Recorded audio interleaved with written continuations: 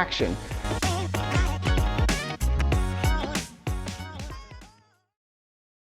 Awesome. I'm gonna move really fast, just a heads up, but yeah, I'm keeping a timer over here, so I promise everybody will get out in time, and yeah, we'll make it work.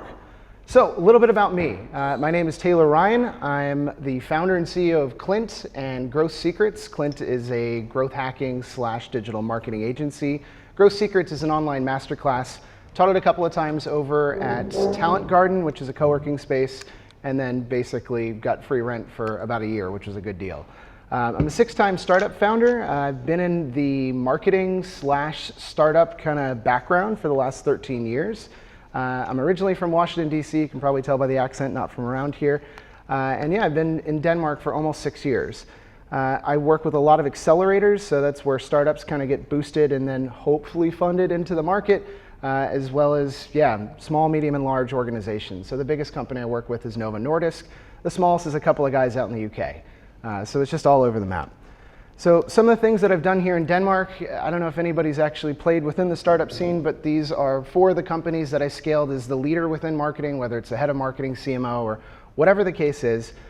So it's 1 IPO, 2 acquisitions, and 1 merger. Over the span of about 4.5, 5 years is not bad. So yeah, I'd like to think I know a thing or two about how to build and scale marketing teams, but I've also trained and scaled sales teams at the same time. I'd like to consider myself one of you as well in terms of somebody that's worked in sales for a while. I've sold all kinds of bizarre things, everything from windows and siding to software as a service. So you name it, I feel like I've been there. I've already kind of talked about Klint, but I'm always looking for new clients, so if anybody wants to chat afterwards, I'm going to be here. Growth Secrets is my online masterclass. There used to be another company in Denmark called Growth Tribe, and I think their pricing was like $1,500. I put mine at $49 just to be like, it should be fucking free. So, so we'll see. But yeah, it's a great little course, and feel free to check it out, growthsecrets.org. One of my goals for today is to make sure that people here get a little feel for how growth works. These are some of kind of the past companies that I've done really well for. And the most important thing that everybody should get to take away from today is some value. And I'm gonna go over all kinds of different ways to get value out of today, as well as all kinds of different tools that you can pick up and use tomorrow if you wanted to. So I have a pretty good understanding of everybody that's here. Is everybody here within MSP, like managed service providers? We're all doing that? Yes? Cool. For those that aren't, is there another industry that somebody else is in that isn't related to MSPs? What is it? Awesome, okay. Well then yeah, me and you get along. Very cool. So I'm gonna try to relate a lot of the examples to MSPs, but feel free if you have any questions, just throw up the hand. I'm happy to kind of move around and bob and weave. The whole point of this is that you guys get value. So I'm here for you. Just don't be that guy. Everybody knows what that guy is, like 5 questions every 5 seconds. So what is growth hacking? Growth hacking is doing the most with the least amount of time, money, and resources in order to get the biggest results. I never want to do a 1-for-1 thing. It's always 1 for 50, 1 for 1,000, 1 for 1,000,000. The thought process is it's optimization meets rapid experimentation, and tools replace these manual things that we used to just kind of do, and it would be kind of standard within a job. So like I always try to use analogies, and the analogy that I often use is, let's say your car breaks down and you have to take it to the shop. There's 2 mechanics on duty. One has read every book about fixing cars, but has never been under the hood. And the other one is dirt underneath their fingernails, and they fixed all kinds of different automobiles, including your model. I want the second person to fix my car because they've worked with so many different solutions in order to find all kinds of issues and fix the problems. I consider the second person the growth hacker. And like anything else, marketing is all about systems. Once you understand one system really well, you can apply the learnings to all the others. It's how you get good at anything. And so for me, it was content. I started figuring out how to make videos, and then I started learning how to write for SEO, and then it kind of opened up the doors. It's like somebody flipping you a flashlight in a dark room, and you get to go explore. And so I want people to realize that there's going to be lots of tools throughout this. These are just going to be the tools that I've used, the ones that I'm listing in further slides, but be aware that there's alternatives to every tool that I list. There's going to be competitors to every company that exists, right? So this is what the technology marketing landscape looked like, or marketing technology landscape in 2011. And that's a pretty decent size in terms of the amount of tools. Like that was a while ago, it's 20 years ago now. Oh, sorry, 10 years ago. And then this is what it looked like in 2014. And this is what it looked like last year. So it's just continuing to kind of like multiply by fractals. And when you start to realize that, there's 8,000 plus tools to do anything that we want. So why would we do things manually when we could just sub in a tool and save a ton of time, effort, and energy? So as I mentioned at the top, I will move super fast. But the caveat is I am recording as of right now. I'm glad I reminded myself. And yes, you can have the slides. So just connect with me on LinkedIn. I'm happy to send them over. And yeah, the hope is that you get something out of it. So that is that. So I'm going to be covering a lot of ground today, a lot. And I need a heads up if I'm getting like over the hour limit here. But it's going to be the growth hacking mindset, marketing funnels, which includes targeting awareness, interest decision psychology tactics, action. That's also then into sales compliance, retention, referral marketing, LinkedIn automation, outbound hacks, and wrap up. I try to over-deliver most of the time, so hopefully this is relevant. But before we get started, I just want to make sure that we all kind of agree on the same things. So like the first thing is the 80-20 rule. It's the Pareto principle. And in marketing, it's like 80% of your traffic comes from 20% of the content or your efforts. Within sales, it's actually 20% of the salespeople end up bringing in 80% of the deals. And that is true in most companies, unless you just have a bunch of people that are all kind of mediocre, but I've never seen that.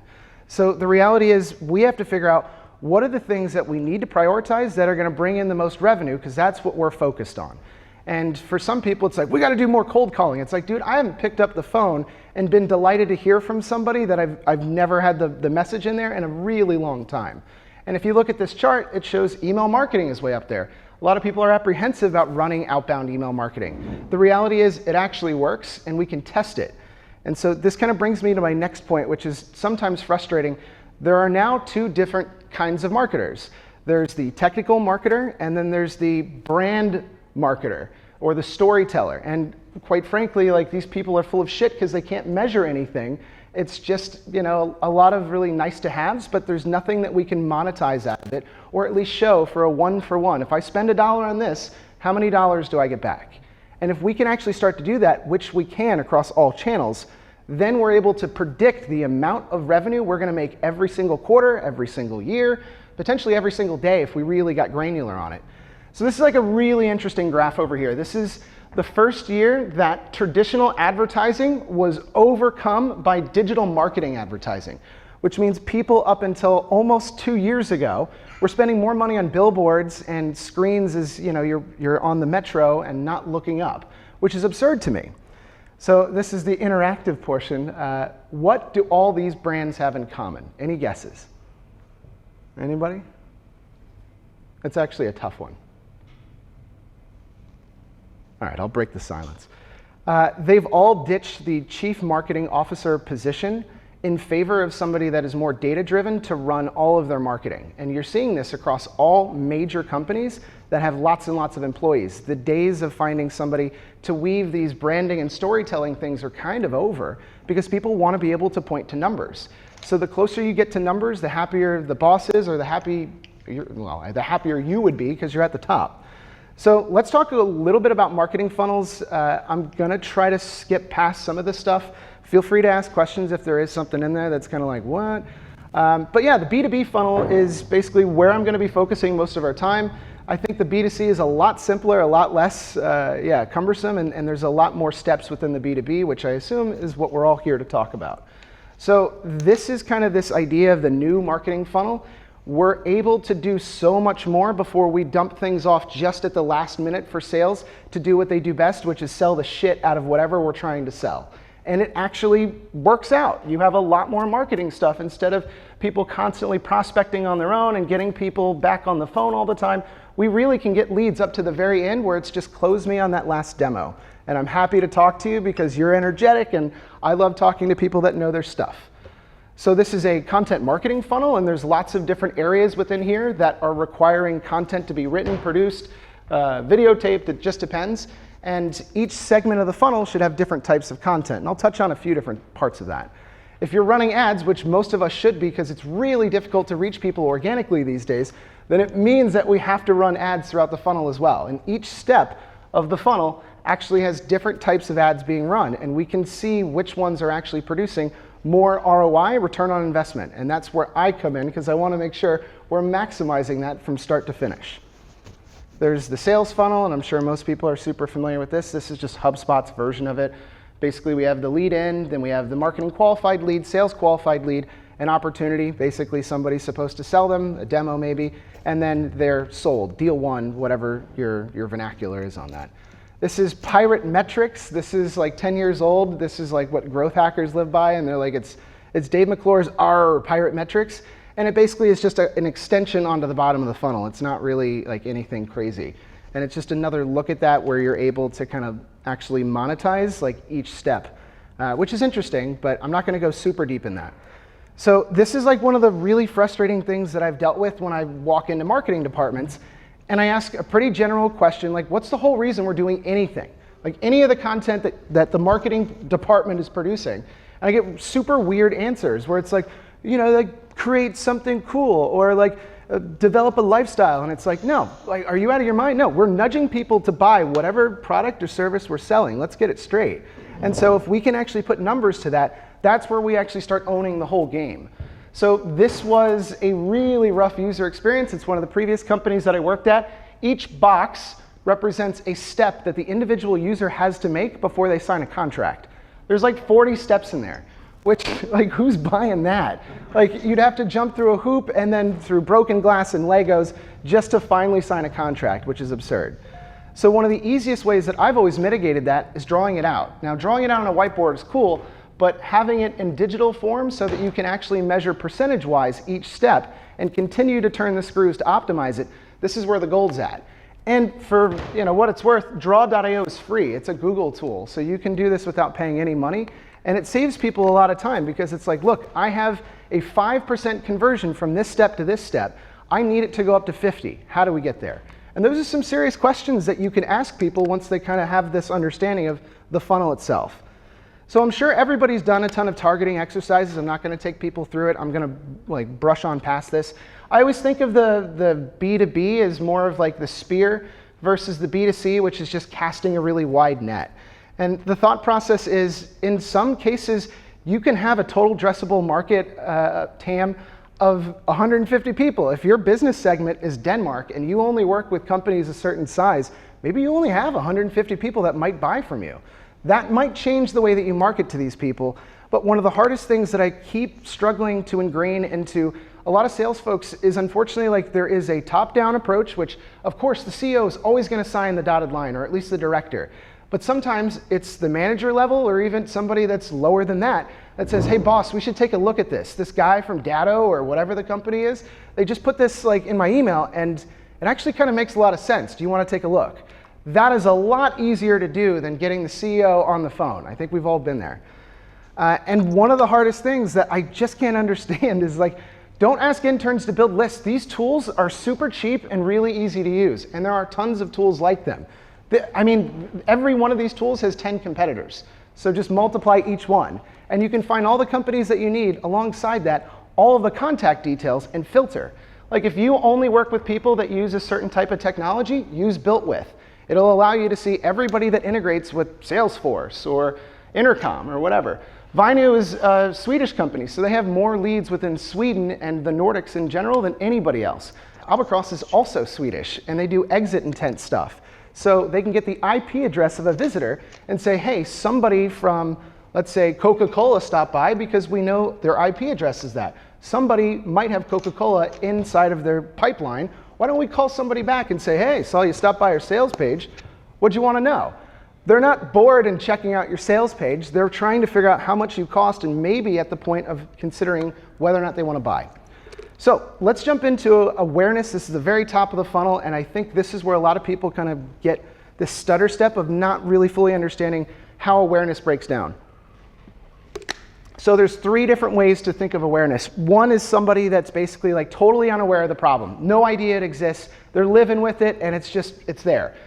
There are people that are aware of the problem but have no idea what solutions are available. And then there's people that are aware of the problem and aware of the solutions, including you and your competitors.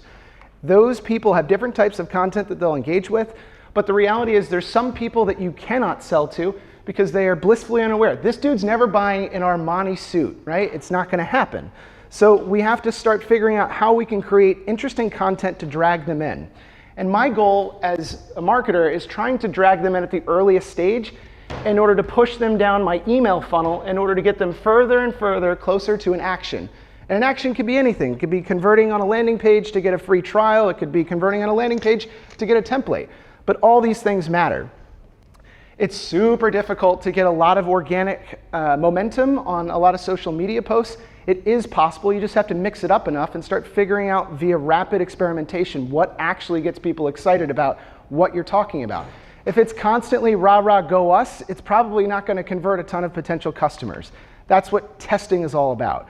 Sometimes listicles, they're basically list meets articles, do really well. And so, 100 statistics on your industry, or 50 blogs for your industry, or 50 best tools for your industry. Whenever I start with a new client, I constantly create that kind of stuff. Cool. So the goal of awareness for me is to get people into my funnel. It's addressing the problem. It's getting your brand noticed, which is fine. It's educating and informing the buyer, but I want to stuff them further down my funnel, which means I need to get them in. And bear in mind that just one little impression, one little moment that you kind of got in front of them, it has residual effects. People may remember you 4 weeks, 5 weeks down the line. Consideration is kind of like this interest stage, and it's when people are starting to try to figure out what's in the market and what makes sense. The three things that usually happen on this: they're researching, they're figuring out possible solutions, and they're considering their options. And if that's not happening, then they're not a buyer. So yeah, the idea is basically within ads, I would say search ads is one of my favorite areas, so people are actually typing in the thing that they want to solve. Those are people that are already showing a really strong indication that they are ready to buy because they're checking out stuff that is related to what you do. Content starts to get a little more detailed, so like you're doing case studies, you're doing webinars, and for the next presentation that I'm doing of these, I'm going to show a bunch of stuff on growth hacking events and webinars. And yeah, further down, I'm trying to really uncover what are people asking before they make this buying decision. So I'll show a few different examples that I did for the companies that have all, again, gone from a startup to bought out, exited.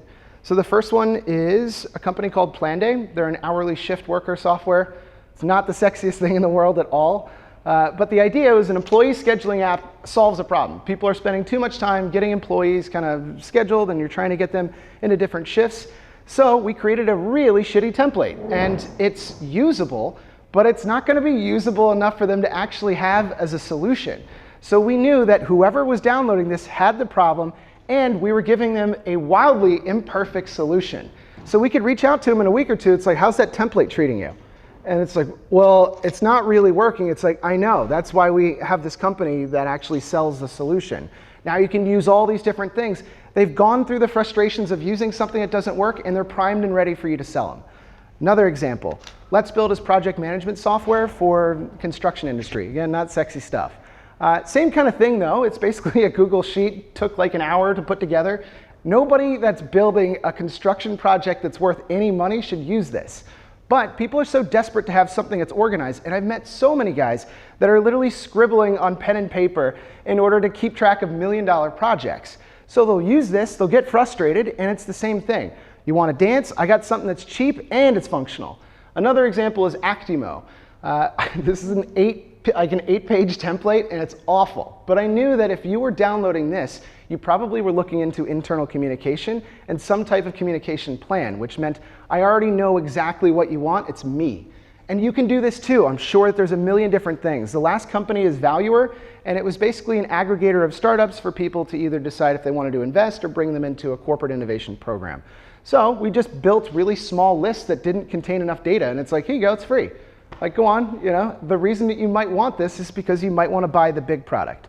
And the last thing that I do think is interesting is people love to get into stuff that shows them either the results or their worst fears realized. So a version of that was Valuer, and this was the 50 examples of corporations that failed to innovate. The only reason that they would buy from us is because we helped them to do that. And so here's the deal, is this was actually leading 70% of our traffic for the first year. And now it's still only running 40% of the entire website's traffic just off of this one article. You just have to figure out within your own business, what is that? What are the things that people ask before they buy? So this is kind of the hardest part for me to ingrain to a lot of the salespeople that I've trained that were on my team, which is, what are the 3 things that you need present in order to get a buy, like a yes, I'll sign that contract. They need to have a need. They need to have right timing. They got to be ready to buy. And we need them to have money so they can afford it. And the interesting way to kind of break this down that I for some reason, again, like I'm trying to make a bit more of a compliance focus on this, is that how can we find that in the market right now? What is the example of somebody that you can tell they have this problem because they've done something? You can tell that it is a priority because they're in the midst of doing something actively that you can measure, and you're aware that they have the resources. And so this is one of the things that I've done for clients more recently, and I figured out, holy shit, there's good money in this. So I'm building an automation tool behind it, and it's about a month away from being released. So let's say I run a cybersecurity company, and I'm having a difficult time finding clients at the right time and matching all those other things. If I know that a company has posted an opening for a senior cybersecurity specialist, then it means that, okay, they definitely have a need at this point because they're hiring. It's definitely the right time because they're really looking at this within the next 30 days. That job posting will expire in 15 days. And they have the resources. They're gonna spend a ton of money on this. So if I'm gonna reach out, I'm gonna say, look, we've all hired people. It's awful, posting job openings, reviewing applications, tons of stupid interviews with the wrong people, sending an offer, negotiating, onboarding, training, only to have the person leave in under 6 months and not fix our problem. Well, we have a turnkey solution that does cybersecurity. Why don't we just sit down and talk about this? It doesn't make sense that you're gonna hire somebody that's just gonna leave anyways. And all of a sudden you're in a good conversation. So if you have a process, and it doesn't have to be through my tool, it's just something where you can find these on a regular basis, and you can actually find them as they relate to companies that are already in your pipeline. Stanley, you told me not to call you, but hey, that 6 months seems really far away that you told me to call you back then. I just saw you posted a job opening for what we do. It sounds like we're ready for a conversation again. And that at least has something to do with what his current problem is. So it's an interesting way to play ball. And I would say for those that said, we've tried this before, we've done outreach, we've attempted, there's a high likelihood that you just didn't do it right. Every type of marketing that exists out there, if you actually tried it and did it with the best case scenario, there'd be a little monicum, a little small amount of growth or proof. So what I do is hyper-personalization and what they call liquid templates. So every single outbound message has variables that I stick in for them. And I know if I'm reaching out to the CEO, I talk about money. If I'm reaching out to another person that's a director of that area who's actually a sole practitioner or executor, I'm talking about the technology in deep detail. The more that you start doing that, the more interesting it gets. And I found that the more complimentary you get, I always start with compliment, compliment, question. And so you can find an AI tool called Lyne AI, so Lyne.ai. And it basically scrapes their LinkedIn profile, their company's LinkedIn profile, and their website. And it looks for case studies, it looks for posts that they've engaged with, so that it starts the conversation off dude, I know you, I've been stalking you a little bit. And the person receiving this is get out. Well, okay, what's going on? And it actually works, and it's surprisingly good. And of course, at some point or another, reducing the amount of potential lost deals by having this on hold segment, you're getting notifications in your CRM. You can do this as well. So it's something to consider, and the more that you pull in data, the better you're gonna get. So I'll come back to some of that stuff because I get all jazzed up. I don't know if you can tell, I really dig this kind of stuff. The retargeting stuff that happens within ad platforms is probably one of the biggest opportunities that most marketers don't do because they don't know how. But it's really easy to set different target segments of anybody that's visited my website in the last 30 days or has gone to my pricing page in the last 2 days. I want to retarget them with ads wherever they go. And it actually has a really nice conversion rate, so something to think about. Now, there's lots and lots of different types of conversions. My goal when somebody comes to my website is unless I grab something from them, I'm never going to see them again. So I pop up all kinds of different things. I give them all kinds of different ways to convert in the hopes that maybe they'll leave their information behind, so I'm able to eventually give them a slow trickle of something in order to eventually close them into a paying customer. There are all kinds of platforms that allow you to convert people and all kinds of ways to do it. And I just don't have the time today to really go super deep into detail. But yes, even blogs have this stuff. I do exit pop-ups. Every piece of content that I create has the option of letting them download. For free, obviously, but I need your first name and your email address so I can keep you in my funnel. So either you end up converting as a paid customer to my course, or you convert as a paid customer to Klint, the actual agency. And get creative with these. Like, these are really easy. This is one of like the weirdest ones. Not ready to sign up today? Enter your email. We'll send you a surprise. And I was like, all right, I fucking like surprises. And you'd be surprised. Sometimes like good things do come from that. The hard part about getting people in is sometimes we kind of over-require things. I always believe in the foot in the door technique. It's a psychology principle that when you do one small thing for somebody, they're more likely to do bigger things. I do single form fields as opposed to like 10 because you end up getting a lot of bounces. And the data is there. You can measure this stuff. So 10 form fields or less basically increases, 10 form fields or less if you're going down from 20, increases conversions by 120%. If you go down to 4 form fields or less, it's down to 160 conversions. It's a 160% increase in conversions. Long story short, it's always better to ask for less. And with data enrichment tools that I'll show later, you don't really need to ask for the sun and the moon. So a couple of quick decision psychology tactics that work in sales and also work on landing pages. And this isn't a secret. The landing page is basically your sales pitch. Landing pages can be your home page, they can be just for ads, but the whole idea is that you want to disarm people as they get through the page in order to be like, why shouldn't I buy? Address all of the objections in that page. Anyways, I use logos. So logos is a huge trust signal, and the whole thought process is like, oh, I know Forbes. They got written about in Forbes. They must be good guys. Or, oh, Harvard Business Review. That's a real place. Or, oh, they got 5-star ratings on, wherever. Those work really well. Also integrations, like, oh, you guys integrate with Salesforce? I use Salesforce.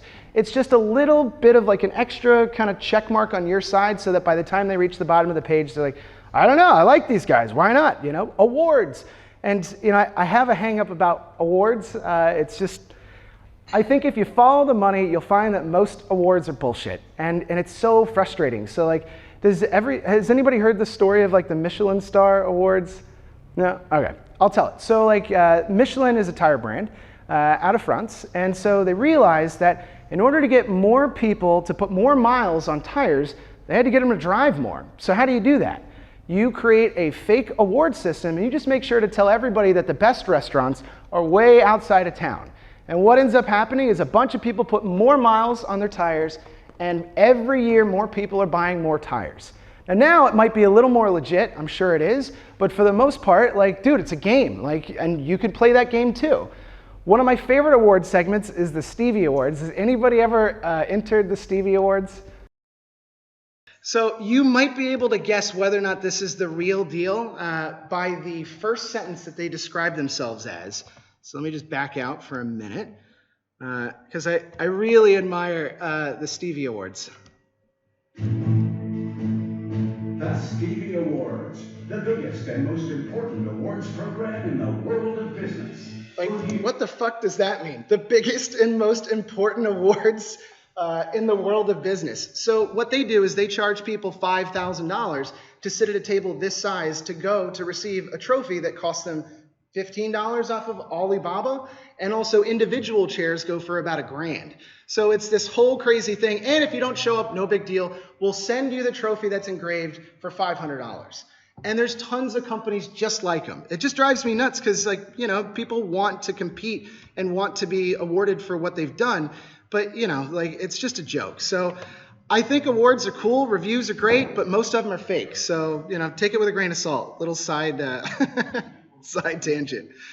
So like FOMO. FOMO is one of the great ones that really gets people revved up. FOMO works any time of the year, but it especially works for Black Friday because you're basically saying, look, if you don't get in now, then you're definitely gonna miss this opportunity. But the other side of it is showing other successful companies that you've worked with. So people are like, I want that. How come my competitors get that? And it's like, well, come on in, you can buy.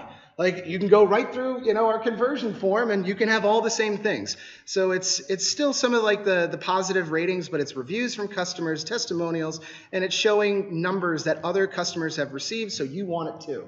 A sense of urgency and scarcity. I think we've all probably seen this. It's exit pop-ups. It's, you know, like limited time.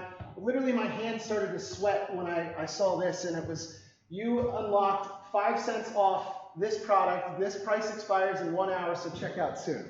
And it actually has an effect, like legitimately. And there's little words you can throw in there, like today only, act now, rush, last chance. All of that can be in your emails. It can be on your landing pages, and it totally works. Last little thing, I think most people screw this up, especially with some of the sales outreach stuff in a playful way, is risk reversal.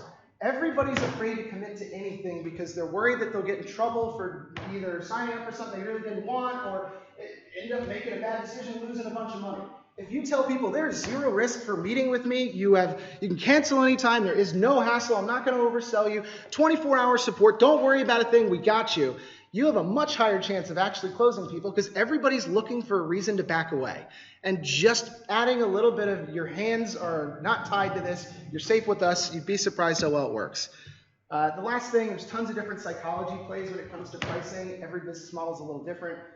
Nick Kalinda does a really cool blog, and it's just a mile long on different tactics for pricing. If you ever want to mess with pricing, I think it's great.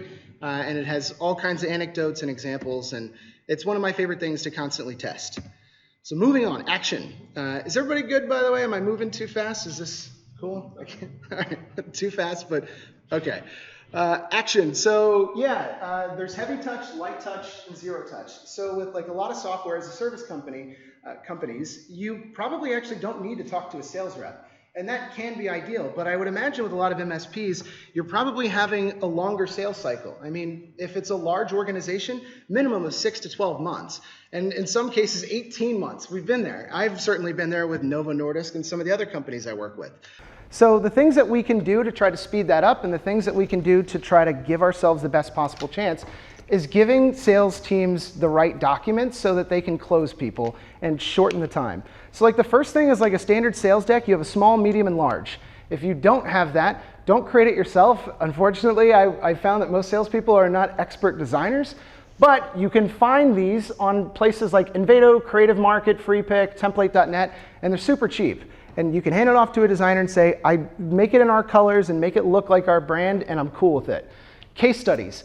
Tell me who has bought from you, who is like me, so I can actually send this to somebody who's this close to buying. If you don't have enough case studies to pull from, marketing isn't doing their job and you need to step on them. Proposal templates are super easy. I think it makes way more sense to have automated proposal tools. I use fresh proposals. I can just put in merge fields every time. I have lost deals because I didn't get my proposal out in 24 hours.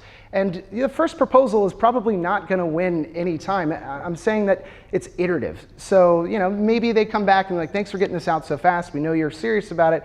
Can you please update this, this, and this? While the other people are scrambling to make something from scratch and have lots of different versions. But all of those work and they all have like e-sign stuff.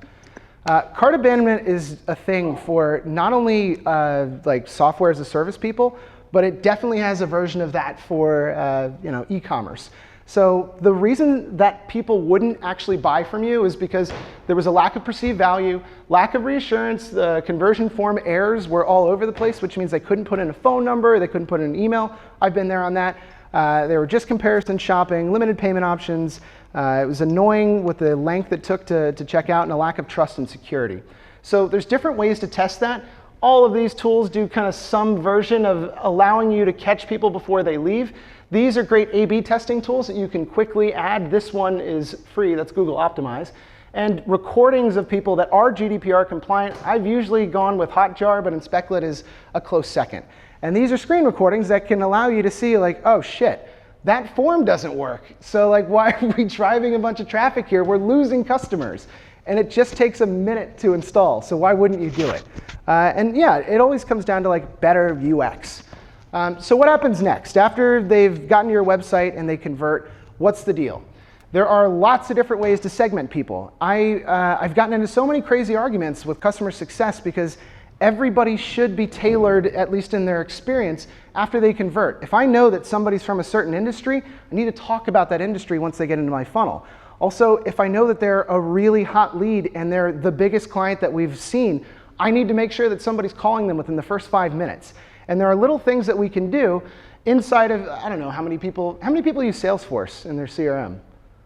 Yeah? Okay, cool. So like a lot of CRMs automatically give you the option, I mean, you have to pay for it, of lead scoring. And some of these are actually decent lead scoring tools. And Infer's been around forever, and it's one of my favorites. But it allows you to automatically or manually score the leads. So this is what a tech stack would look like. These are all different ways for somebody to convert. So they end up putting their name and email address or just email address into my funnel. I want to match it with other data that I have. I want to make sure to score them, and I want to make sure to then put it in the CRM and put my best salespeople on the leads that are going to get us the most money, right? That's the whole idea. And if they don't immediately sign up for a demo, then these are different tools that allow you to send automated, sequenced emails that are relevant to them specifically because of either what they've done previously, their behavior inside of the platform or whatever you have, or they're just like the perfect customer. And these things, again, fractal out based on the behavior that they have. And if you just get people that are really like, not super relevant, then fine, leave them in the funnel. And generally the way that I've segmented my funnel is I put kind of 30% to like industry insights, 50% free resources and value. So if nothing else, they're telling other people about how awesome my newsletter is. Case studies, 10%, sales, referrals, affiliate stuff, and then company news. It's part of the jam. This area I love, by the way, sales compliance, and it's not like the boring kind of compliance that you're used to. Has anybody heard of Grant Cardone? Yeah, cool. It's kind of a young man's game, but he's a polarizing figure, but I really love what he does here. So like he has a couple of different sales conferences here and there, and he has this really interesting thing that happens because I ran into something similar. I had a client that was getting 329 inbound calls every month, and that's just from the stuff that we can measure from our ads. So we have ads that are basically showing the phone number, and we can track how many clicks came through, which means people were calling, and we could match that with the total number of inbound calls. And we discovered that 329 calls had more than 60 seconds on the phone, yet they said no sales came from it. And I'm like, how's that possible? So then I found this video, and I'm like, this is interesting, and this is why.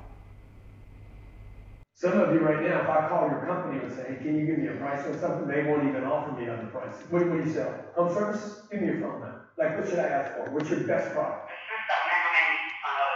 Hey, how much is the water heater? $765 because those phone plus what we have to have for the technician come out. And he can tell you because everyone's different. Yeah. Okay, thanks a lot. She's like, I'm gonna show you. I hang up on your ass. What does that cost his business? Dude, she's got a money problem, man. What? That's not how it works. They don't give you a second try. They ain't gonna call back and say, let me talk to somebody else. Some of you right now, So the thought process is, if you don't train your salespeople to understand how an inbound call works, you are literally burning money every day. And it's really difficult because I'm not sitting with them. But these are tools that allow you to immediately capture those calls, and it starts recording right away. Now the thought process is, if I have some ability to train my salespeople, I'll use some of these as examples. But I'll also make sure that everybody gets it. Hey, we don't just hang up on people before offering them a chance to come sit down with us. Or at least, hey, I got you on the phone right now, let's talk about this. Rather than just like, we don't give quotes over the phone. Like, fuck you, dude, you're burning my money. It's just, it happens to all of us, and unless somebody went through this training, they wouldn't know. But it's all part of kind of what we have to do as sales managers, or at least as directors, or even sales reps. So yeah, beat a dead horse there, but you guys get the idea. I focus on a lot, I focus on a lot of compliance when it comes to like parts of the funnel, and everybody has like different steps in the funnel. But I make sure within the first week I have a minimum of 5 calls, and hopefully they're leaving messages each time. So I come up with abbreviations and make sure that everybody uses the same vernacular. So if Stanley gets transferred a lead, or if Jeff gets a new one, or Sarah has a different one, everybody knows what the abbreviations are. There's no secret notes to yourself. And the thought process is everybody follows the same standard. So if you absolutely don't believe in sending out automated emails, that's fine. Then I need to see that you've sent out 3 emails and your email is synced up with the CRM, no questions asked. That's what we're doing. Week 2, 2 calls, 2 voicemails, and so on. And as you get further down, this doesn't allow for sandbagging. So like as soon as you get somebody that is a confirmed appointment, they go into confirmed, and then a call completed means that you've done all of these things. Otherwise, it does not move on to the next thing. And if we don't do this as salespeople, we're missing stuff. Now this is kind of coming from like the frustrated marketer side, but it happens. So sales does burn perfectly good leads. And these are not reasons why you should throw away a lead. They only put in the first name. They put in a non-work email address, an incorrect phone number. Can anybody guess why an incorrect phone number does not mean it's a lead? Looked like he had an idea. Okay. Anybody? Like why would a lead still be good even though the email address is right, the phone number is wrong? Anybody got a guess? Because they communicate with it. Yes. And it's also like, dude, I don't know if you're gonna like blow me up at like 5 o'clock in the morning. Like I'm not really interested in giving you my number, but I do wanna see what you offer. And that happens a lot. If we put ourselves in our customers' shoes, it happens all the time. And I've had salespeople like, it's a fake number. It means it's a fake lead. And it's like, how? You know? And some people put in their, their regular personal email address because they're using Google Chrome's just automatic fill. It happens, and I just wish people would burn less of these. But it's part of the deal. Especially for newer people, but I do think that people need to continue to brush up stuff. I always create the excuse jujitsu, which I try to run once every 2 weeks, which is all the excuses that all of our clients tell us all the time. And I have these printed out, especially on my new people's desks, so that they're just planted around the computer. So somebody goes, yeah, no, it's just not the right time. It's like, what time? When's the right time? You don't even know what time I'm talking about. You have a million different things that you can say when somebody brings up, oh, I don't really understand what this is. What part don't you understand? Is it the process of onboarding you, or is it the benefits that you're going to get? If you start having all these little triggers you can pull, then the game is simplified. You can put your head into somebody else's body by doing this level of detail, but we all end up encountering basically the same kind of resistance or apprehension. So it just takes a few hours to put it together, and then salespeople kind of follow it, they talk it back to each other, and then they believe it. Follow-ups are so frustrating. So like, the first 3 that are up there, I never start an email with just following up, just checking in, just touching base. It means fucking nothing. But if you do say, I thought of you because XYZ, or I'm going to be in your area, or I just saw this in the news, I'm always including a link to something. I'm bringing a template to play. I'm throwing them something that they can immediately get value from. That way they're not thinking of every email that I open as just you begging me to sit down with you. If you can find little resourceful things to just shove in their direction, they're gonna think of you as like the helpful person. So when they actually are ready to buy, it's go time.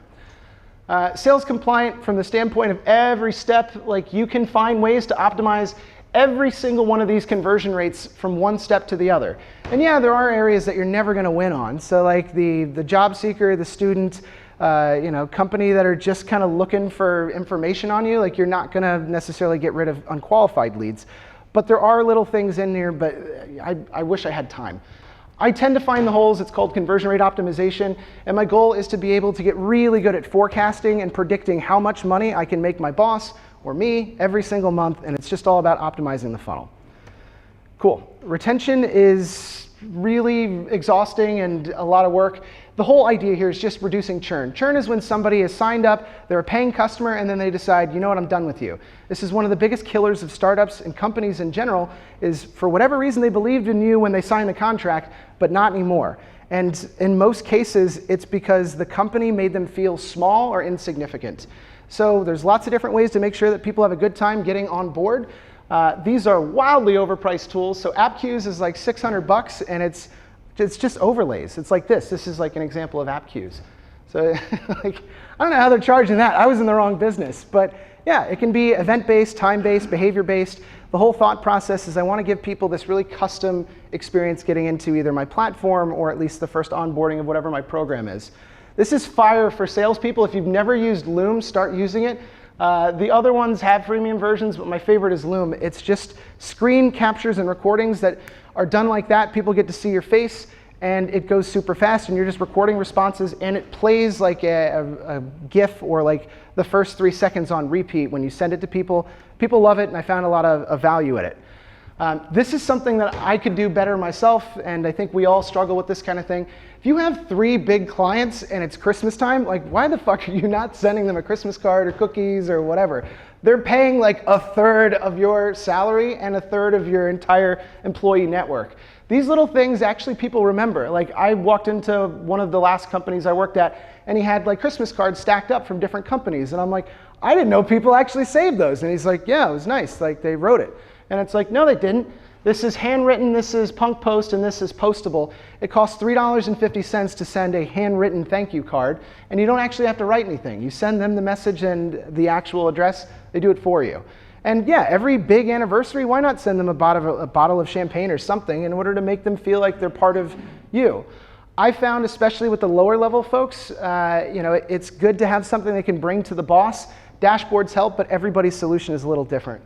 I don't know how many people have like a really kind of specific platform that measures user behavior, but that allows me to send different types of emails, and so these would be different tools. This is good for the SaaS people. Amplitude is one of my favorites. Amplitude is an awesome business model. For those that are in the MSP space, check them out. It's amplitude.com. They basically let you use their tool for free up to 10 million data points. And then after that, it's like no longer free. And by the way, if you want to ever transfer your data out of this, then you have to pay. So they get their hooks in. You get used to having all your data super accessible on here. And by the time you reach 10 million data points, it's a self-selecting crowd. It means that you've had some success. So yeah, you're going to work with us, whether you like it or not, because it's too expensive to leave. So it's a really cool company. There's lots of little flows or patterns that are common to certain types of platforms. And let me explain. So I always want to find out, what do all the people that buy from me have in common? And can I measure it? And the answer is often yes. So an example within Planday is I found that 70% of people that became buyers did this one thing. They invited other people within their company to join on the platform, because now there's two of us on the platform and we're both using it. So eventually you take it to the boss and you're like, look, it's actually good, we're on it. So increase your conversions by 70%, making sure that everybody who converts does the same thing that all the people who pay you actually do. Let's Build was the project management platform. We found that people that actually uploaded their project were way more successful, 60% more likely to actually be a paid customer. Actimo was kind of a different model. They had to send the first message through our platform, and that increased basically the conversions by 35%. So there's lots of different triggers, and I'm sure you can measure this stuff. That's what those tools like Amplitude were, is allowing you to measure inside of a platform, what are the people that buy from us doing first or doing regularly, and how do we keep them there? This also allows you to do a great job with reducing churn. If I see that somebody hasn't logged in 3 months, they're probably not going to continue to pay me. It's reality. I think we all know about referral campaigns. I think one of my favorites is now Share a Sale. It's just super easy.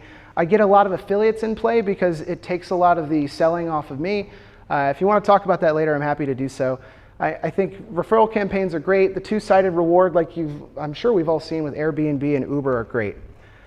Moving on, LinkedIn automation is something that I absolutely love and I've been doing for years. They keep making it more difficult, so LinkedIn has gotten really good with realizing at least on Chrome, whether or not you're using an extension that will eventually get your account banned. So this is a list of all the banned tools, and just because a tool is banned doesn't mean that there isn't a workaround. And so I had a team of virtual assistants while using Sales Navigator to basically run a process-driven approach, which is selecting the tools, targeting, exporting, doing the outreach, nurturing them, and eventually it going into my CRM. All of these are really awesome tools and they do different things. I think my favorite is Expandy. Expandy allows you to do, there's a screen here on the next one. It allows you to do either custom campaigns, it allows you to target and pull from all of the people that have engaged on posts. So let's say everybody's going nuts on a template that somebody's posted and saying, comment to get this template. It's like, cool, I'm going to steal everybody who commented on that and I'll reach them directly. Another tool that does the exact same thing is TextAU. There's also Phantom Buster, but they're surprisingly easy. You just have to take half an hour to kind of work your way through it, get frustrated, look it up on YouTube, and then get there. But let's say you wanted to extract every attendee that went to an event, a webinar. There could be 1,000 people, 10,000. I can scrape them in a matter of minutes, and then what's the next step? I can either create a custom audience and put ads tailored directly to them, or I can just send them an email. It's like, dude, I saw that you went to that event. Well, yeah, I'd love to talk to you. We actually do this, this, and this. And yeah, those are tools that allow you to just enrich off of a LinkedIn profile URL. So if I have your profile, I can find your company email because I know your first name, last name, job title, and your company. Moving on. So outbound hacks are one of my favorite things, and it's something that the game keeps changing, which to me makes it a lot more fun. And what it really comes down to is, just like the last couple of things, more of a systematic approach. And it's almost an art form the way that I see people that do street food, where it's there's no twitch, there's no moment of hesitation. It's just the smoothest possible process that could be linked together. And you can do that too. So this is the process that I use in order to run anywhere from 200 to 1,200 outbound emails every single day for myself and clients. And these are targeted. These are at people that obviously are in my buyer persona or ideal customer profile. So first I have to get a burner domain. So if I send out too many spammy emails from my own domain, it basically means that everything that comes from me that is honest and isn't spam ends up in the spam folder. So you're buying extra domains, and if you want to go into that, I can talk about that later. I do lots of targeting and segmenting lists so that everybody on each list is kind of the same.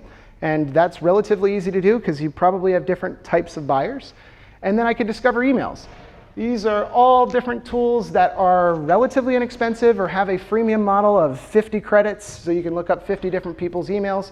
I do this via CSV file, so I'll upload 1,000 and I'll end up getting 1,000 email addresses. Now we can't just email all 1,000 people at once. We have to make sure that those emails they don't bounce back or they're no longer in existence. So I run clear out, it's probably my favorite, but there's other ones there, so that you're not sending emails to just, an email account that doesn't exist. Templates are really easy when you start thinking about it from the standpoint of yourself. What would I like to receive? And there's lots. If you look up 22 outreach email templates, you'll find that post, and it just basically has templates of what to use. I get this one usually once a month, which is, hey, haven't heard from you in a while. Is it 1, because you're busy and you want me to leave you alone? 2, because you're interested and you just haven't had a chance to book a meeting with me, in which case here's my meeting link. Or 3, you're being chased by a hippo and you want me to call for help. And it's dude, it was kind of okay the first time, but I've fucking received this 50 different times, and it's come up with something different, be original. And it's not that hard to do it, and especially if you have kind of a quirky marketing department, you can do that. So I send out interesting memes, I send out kind of bizarre stories. This is how to make whatever the name of the company is, leaders of the universe. And you can also do this. You can put merge fields over top of images of you. And the results speak for themselves. People are okay, that was hilarious. You need to speak with so-and-so. I love these. You send a lot of emails, but I read them and I was intrigued. This person thought I had tailor-made it. It's no, it's a fucking template. Of course I didn't send you a very unique message. And if you combine this with that lyne.ai, lean.ai, you get some interesting results. And yeah, the one at the top came in literally this morning. So it works really well. You can also segment these things. I always send out a sequence of 3 emails. So the first one people ignore almost always, which is frustrating. But I get a huge response rate from the second and third email. Not because it's more interesting, because it's oh, so you're not going to leave me alone. It's nope, still here. So it's an interesting way of actually getting traction. All of these tools allow you to send out sequenced emails. These are screenshots of Snovio. That's what I use. And actually, I can get you a discount on Snovio if you want to use it. Everybody here has a CRM, right? Yeah? OK, we'll move on. It would be weird if people are what's a CRM? But I assume that's not the case. I do think that having kind of these nice, email signatures do work, and live ones are more interesting. They do get clicks. I see a lot more clicks coming from signatures than people think. If you have your social signals, you add that to the end of your YouTube channel, and it automatically prompts people to convert. Last couple of things in here. I use Streak because Streak allows, that's a Chrome extension, Streak. It allows you to see when somebody opens your email and how many times they open. So every email that I send, I'm able to see all the times that they've opened. If somebody's opened my email 30 times in the last week, it means they've forwarded my email to other people within the company. So that means it's a good sign that I should reach out directly.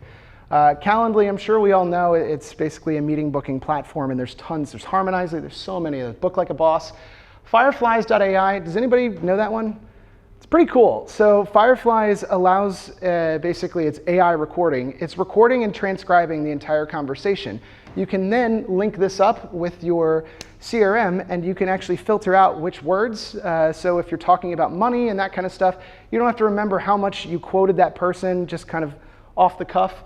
It's just great to have like all the text that you said, and it's able to recognize the different speakers in the call, which is actually really helpful. Magical text expansion is a great little tool. It basically allows you to put in little shortcuts. So if you have the same type of email response that you're sending out to people, you're just coming up with a little custom code and putting that in. And then everybody's like, oh, wow, it's such a nice email. A few more things. I think it's super important to remember you should save time where you can. The focus of sales should be having more real conversations with people and not doing this stuff. This is supposed to be what marketing does, so they put like the warrior in front of people, like go fucking sell. And if you're spending most of your time doing admin work or trying to set up these things, then there's something not right. And that's one of the most frustrating things as a salesperson is not getting the support. And those tools hopefully should indicate like you don't have to build from zero. You don't have to try to do all of this manually. There's so many tools that can do it. I have other slides, but I mean, that's 137. I don't know how much people really want to continue to see. But to wrap up, I know I've covered a lot of territory, but I went over a lot of the stuff within the growth hacking mindset. I hit all that crazy stuff within the funnel, the psychology, tactics, sales compliance, retention, referral marketing a little bit. LinkedIn automation, I'm going to go into a lot more detail when we do the next one. Yes? By the end of all this, could you put a little bit more into context of the audience as well? Because most of those partners that we work in the Nordics are small companies. Sure. One-man bands. How do they find this amount of efforts that they need to do? Because even though you have a tool, you need to be enabled with the tool, you need to hire people to do it for you.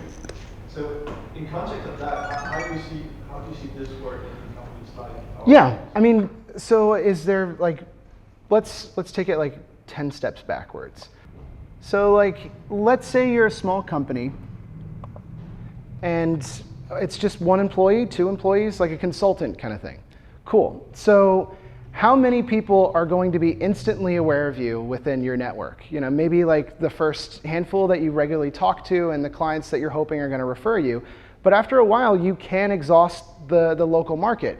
And it's a rare thing out here, but in the States, I see it all the time. Like we have these really quirky guys that run up to everybody at networking events. Like I didn't see it happen today. But you know, it's like, hey, I'm Jacob, the real estate guy. Nice to meet you. Jacob, the real estate guy. And then when somebody goes, hey, you know anybody who does real estate? It's like, yeah, fucking Jacob, the real estate guy.